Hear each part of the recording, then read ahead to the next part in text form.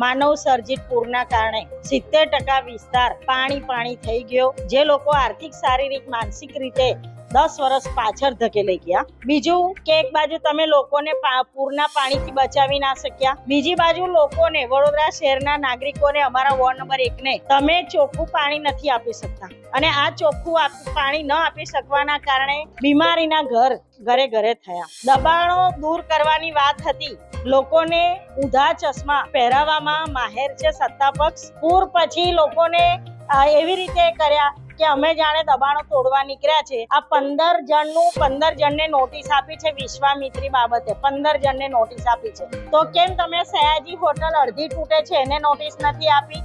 કેમ તમે Agora mall આખો વિશ્વામિત્રી કિનારે છે તો ખાલી ક્લબ હાઉસ જ તોડી, બરાબર છે?